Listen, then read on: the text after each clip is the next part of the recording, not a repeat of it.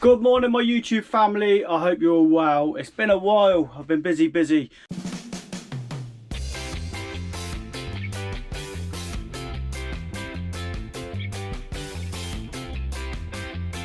I've still got to do a van tour on this build I'm doing, but everything was put on hold for a while.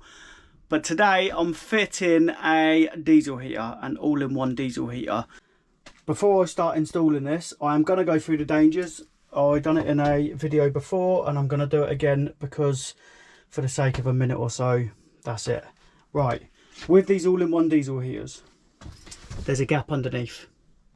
Okay, so when you connect the exhaust there, it means it's in the cab. It's not sealed outside of the van. So to make sure that can't leak and that's on tight, I use some fire gum. It will just seal that exhaust up and just ensure that nothing leaks from that exhaust. Okay, if that's on properly, you got no worries. But just to make sure, still have a smoke alarm and a carbon monoxide alarm, whatever else. But a lot of people say don't use these in the vans, and that's why. Okay, so just make sure you paste this exhaust up, make sure it's clamped on there tight, and make sure you have alarms. All right, so let's get into it. I am gonna fit this diesel heater down there. I've just gone under the van to see if I've got room to fit it, and where that screw's coming out there is roughly where it's going. I always use the turret plates. They're separate, they don't come with the kit. This was about 11 quid on eBay. I can happily put the link in there for you if you want to use it. It just means I can go straight through the wood floor, sit that straight in there. And with today, and I've got some fireproof silicone sealant to go around the plate. Obviously the fire gum we're going to need. I've got some black spray just to cover the bare metal when I cut that hole in the floor. Right, so let's see what we got in the box. We've got the heating vent to blow into the cab. We've got, must be exhaust wrap. Silencer for the air intake. By the looks of it, an upgraded exhaust, a bit more flex to it. We've even got some gloves. Look at that, Maxpeedingrods gloves. I do like this set. Controller, that's a different controller to what I'm used to. Yeah, let's get into it. I'll slowly start installing it. You are also going to need a 127 127mm metal hole saw for the turret plate, and a full battery in your drill, and some safety goggles, obviously.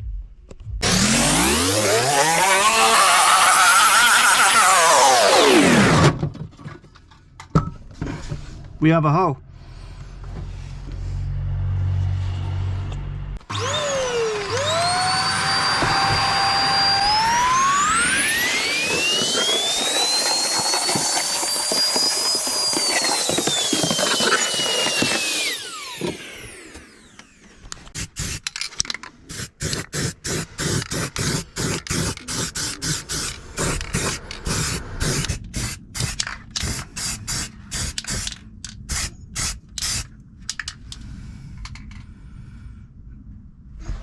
Got a whole turret plate just full straight in there.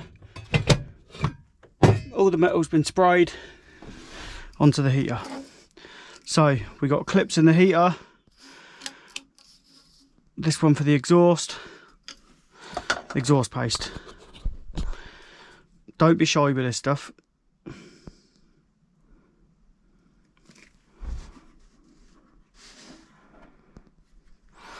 Right, just in case you don't know, the one furthest away from the fuel is the exhaust. So this is the air intake, that's the exhaust.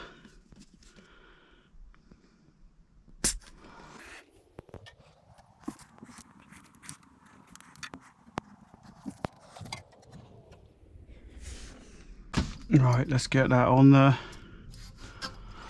And you want to line the screw up with this gap here so you can get the screwdriver through and tighten it.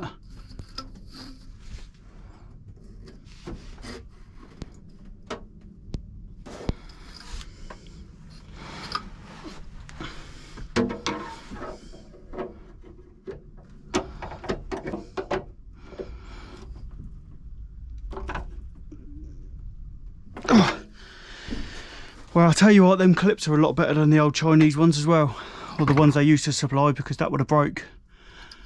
But you can see that's all sealed all the way around. Then once that starts going off properly, that ain't leaking at all.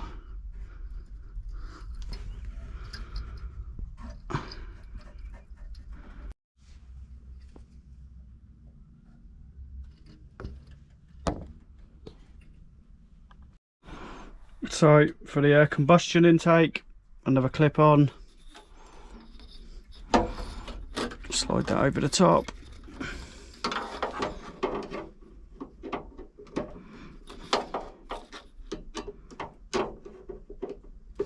That ain't going nowhere. So that ends in.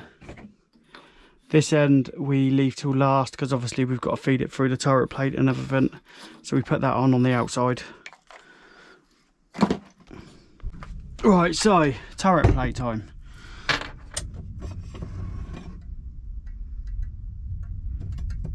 Just splash it all on there.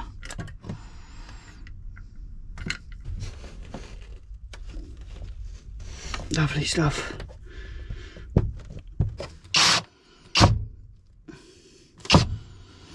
Right, there's the turret plate in and sealed. So the turret plate is in and sealed on the inside. I need to get on the outside once we're done, and I'll just do a seal around the outside so nothing can get in. The little holes are all sealed, and I'll now get the heater, drop it in. Because this is quite tight here and the power for the heater goes into the back of it, I've fed that through already just to make it a bit easier for me. So that's the heater in. I've had to do a couple of little adjustments.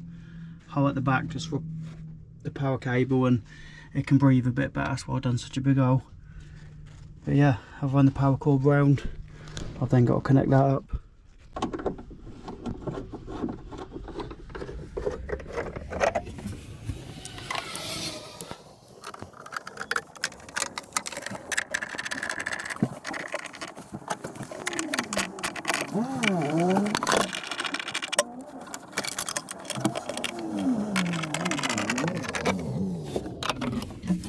We've now got the controller.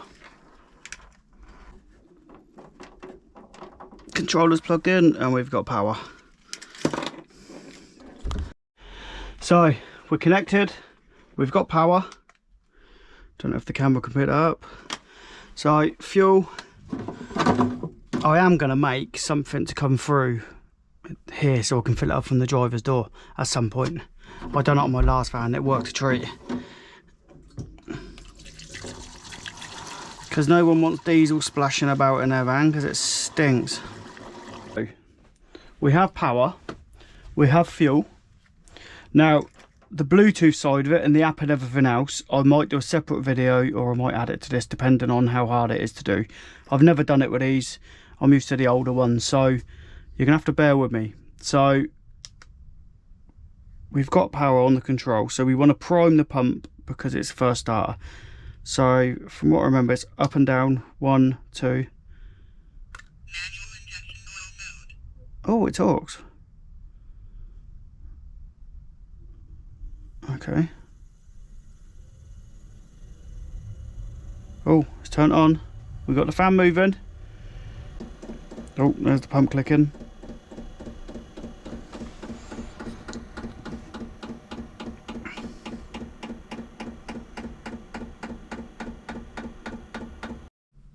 So, like we just done, both arrows, same time, hold it for 2 seconds, it turns the pump on to prime it. And then when you finish, when you think it's primed enough, you push them again for 2 seconds, it turns it off. So now let's push power. Start to work. Start to work.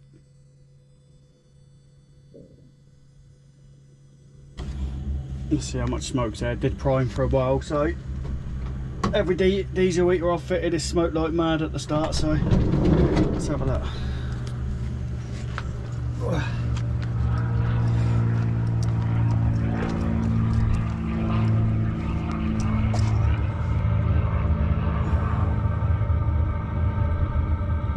He's smoking, but not that bad.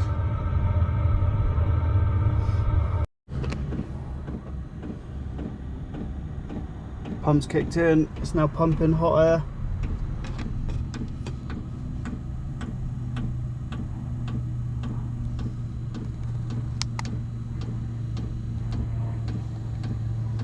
Not very bright, this control light. Hopefully there's a setting to turn the brightness up.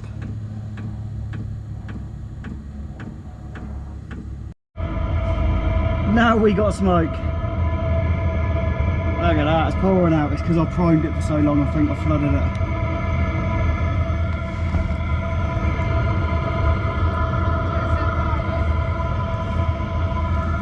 Right, that's been ticking away now for about, I don't know, does it not say on there?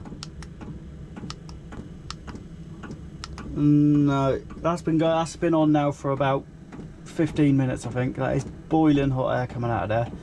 I've run it through on maximum, all the smoke's cleared from the exhaust. So I'm a happy chappy. So what's next? Next we have got the air intake on the outside, the exhaust muffler on the outside, and there is wrap here, but I don't use that. I might use that actually to strap that down, to strap the heater down. Let me go outside and start putting these on. So the muffler goes on.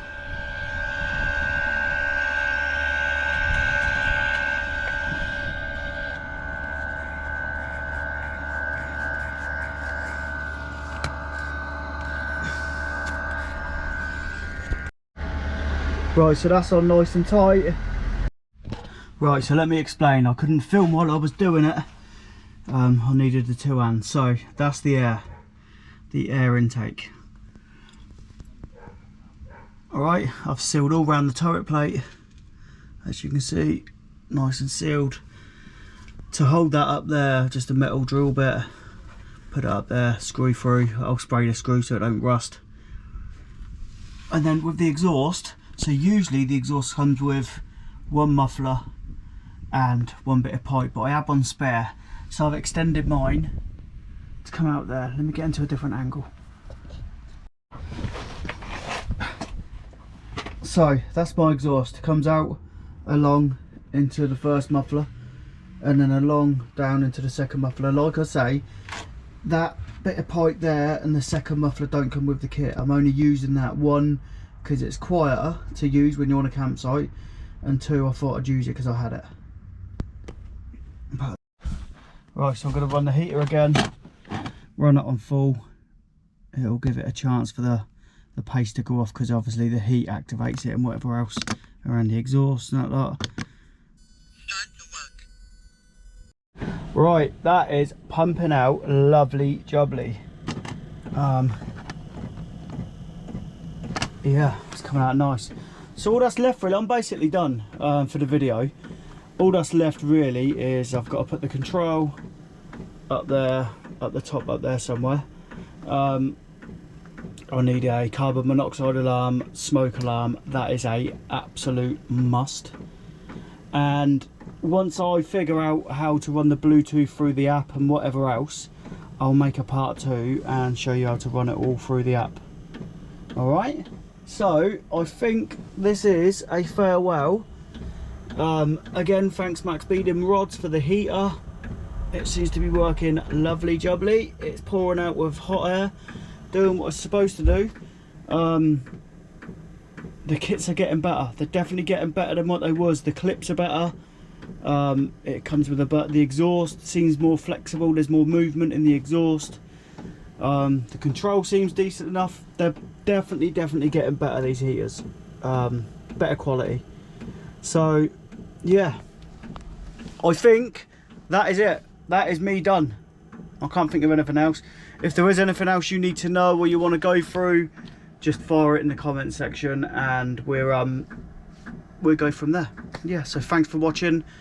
Be safe all.